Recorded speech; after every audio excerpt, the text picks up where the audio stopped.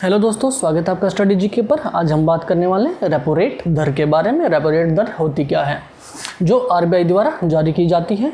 कभी बढ़ा दी जाती है, कभी घटा दी जाती है और हमारी इकोनॉमी पर उसका क्या इम्पैक्ट पड़ता है हम देखने वाले हैं। रेपो रेट वो रेट होता है जो कि आरबीआई जो हमारे कमर्शियल बैंक होंगे, पब्लिक सेक्टर बैंक होंगे, उनको लोन देता है या लैंडिंग मनी, इंग्लिश में बोले तो लैंडिंग मनी करता है। वो दर, उस दर से उनको लोन दिया जाता है, उसको ही रेपो रेट दर बोलते हैं। और इसका हमारे अर्थव्यवस्था पर कैसे असर पड़ता है हम देखते हैं। मान लेते हैं, पहले तो जान लेते हैं कमर्शियल बैंक कौन से, पब्लिक सेक्टर बैंक टोटल कितने हैं। अगर बात करें पीएसयू की, जो कि पब्लिक सेक्टर बैंक है, लगभग यूनिट, पब्लिक सेक्टर यूनिट 12 हैं हमारे पास। मर्ज होते रहते हैं, गवर्नमेंट आए दिन मर्ज करती रहती है, किसी न बैंक किसी को बैंक में मर्ज करती रहती है, किसी बैंक को भी किसी बैंक में मर्ज कर देती है। जैसे कैनरा सिंडिकेट के साथ मर्ज हुआ है, वैसे ही कोई भी बैंक। अब है कमर्शियल बैंक्स। कमर्शियल हमारे जो प्राइवेट बैंक है लगभग, वो कमर्शियल बैंक है, वो हमारे पास संख्या है 22।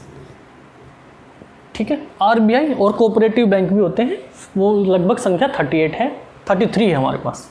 कोऑपरेटिव बैंक है वो हमारे पास 33 है। आरबीआई इन बैंक्स को लोन देता है, वो दर रेपो रेट होती है। देखते हैं कैसे। 4% के अराउंड ही रहता है हमेशा, इसकी 4% के अराउंड ही आरबीआई इनको 4% के दर से इनको लोन देता है। लेकिन ये हमारी जो फिजिकल पॉलिसी है उसको कंट्रोल करता है रेपो रेट के द्वारा आरबीआई। पूरी स्टेबिलिटी कंट्रोल करता है पूरी इकोनॉमी में, कि स्टेबिलिटी बनी रहे, महंगाई दर ज़्यादा ना हो और कम भी ना हो, एक स्टेबल दायरे से बढ़ती रहे और घटती रहे। जान लेते हैं कैसे होता है ये। अगर आरबीआई को लगता है कि मार्केट में पैसा ज़्यादा आ गया है तो वो अपनी रेपो रेट को बढ़ा देता है। जानते हैं कैसे। अगर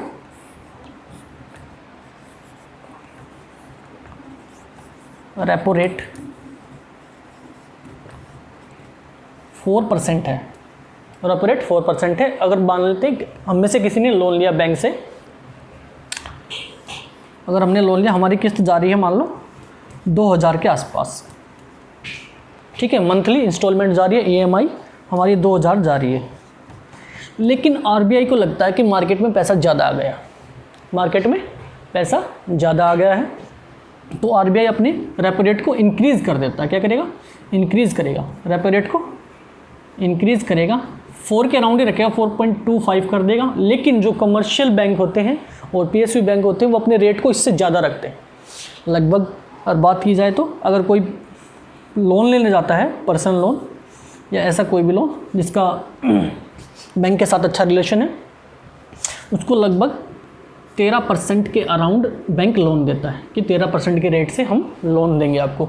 आरबीआई ने कितने दिया उसको? 4% के हिसाब से। लेकिन आरबीआई ने तो 4% के हिसाब से दे दिया, लेकिन वो हमको किसी भी कस्टमर को, जैसे एसबीआई बैंक हो गया, कोई भी बैंक हो गया, और जैसे कमर्शियल बैंक की बात करें तो एचडीएफसी बैंक टाइप हो गए, और क्या नाम है, आईसीआईसी बैंक हो गए, ये हमें 13% के अराउंड पे लोन देते हैं। ये डिफरेंस जो गैप है वही बैंक की कमाई होती है। लेकिन कई बार मार्केट में फ्लो ज़्यादा आता है, लिक्विडिटी ज़्यादा हो जाती है, तो उसको कंट्रोल करने के लिए आरबीआई अपना रेपो रेट को इंक्रीज़ कर देते हैं। अब बात करते हैं रेपो रेट को इंक्रीज़ करने के बाद क्या इम्पैक्ट पड़ता है। कहाँ थे हम? हाँ, हम ईएमआई 2000 रुपये दे रहे थे, लेकिन अगर ये 4% से 4.25% हो गई तो हम इंस्टॉलमेंट 2500 रुपये देंगे। कितने देंगे? 2500 रुपये हम इंस्टॉलमेंट देंगे, जो कि ये आरबीआई का मार्केट से पैसे खींचने का एक तरीका है, कि जो मनी कंट्रोल को करने का एक तरीका है कि मार्केट में पैसा ज़्यादा हो गया, रेपो रेट बढ़ा दो, और जिससे इन्फ्लेशन भी कम हो जाएगा। जैसे जो किस्त हमारी पहले 2000 रुपये जाती थी, अब 2500, 500 रुपये अतिरिक्त जा रहे हैं, या कि ज़्यादा जा रहे हैं, जिससे क्या हुआ कि वो मार्केट से पैसा खींच रहा है आरबीआई, जिससे स्टेबिलिटी बनती रहे, इन्फ्लेशन ज़्यादा ना हो। इन्फ्लेशन के बारे में आगे बात करेंगे नेक्स्ट वीडियो में, कि इन्फ्लेशन होता क्या है और इसका क्या इम्पैक्ट होता है। अगर आरबीआई को लगता है भाई मार्केट में पैसे की कमी हो रही है, लिक्विडिटी कम है, पैसा कम है, तो उसको पैसा मार्केट में डालना है, तो रेपो रेट को कम कर देता है। मान लेते हैं 3.95% कर दिया है, पहले हमारी जो EMI थी 2,000 रुपये जाती थी, लेकिन अब 1,500 रुपये जाएगी, क्योंकि इसका इम्पैक्ट सीधा जो कमर्शियल बैंक को लोन देता है उस पर पड़ता है।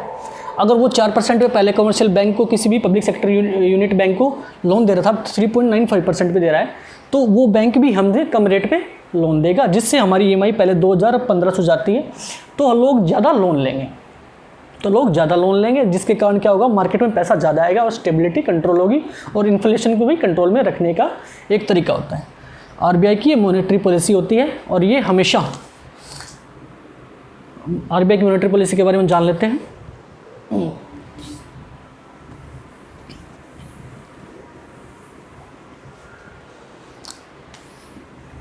RBI जो अपनी मॉनेटरी पॉलिसी होती है वो हमेशा 2 मंथ में रिवाइज करता है।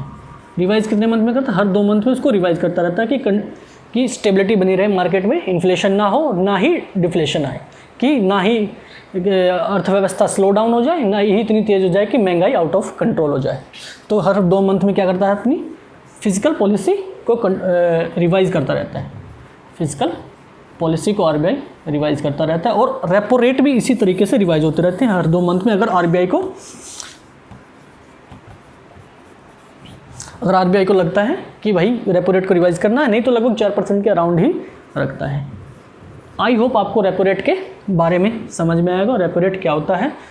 इस वीडियो से आपकी नॉलेज इन्हेंस हुई होगी कि रेपो रेट एक्चुअली होता क्या है, और आपकी नॉलेज में रेपो रेट का एक क्लियर सी इमेज बन गई होगी कि एक्चुअली रेपो रेट होता क्या है। जो लोन का प्रोसेस होता है पब्लिक सेक्टर बैंक को या फिर कमर्शियल बैंक को, जो लोन RBI द्वारा दिया जाता है, वो जिस रेट पे दिया जाता है वो रेपो रेट होता है। और ये एक तरीका होता है RBI द्वारा कि स्टेबिलिटी कंट्रोल करता रहे और मार्केट में इन्फ्लेशन ना बढ़े। आई होप आपके लिए वीडियो इन्फॉर्मेटिव रहा होगा। वीडियो को लाइक कीजिए, चैनल को सब्सक्राइब कीजिए। वीडियो देखने के लिए आपका धन्यवाद।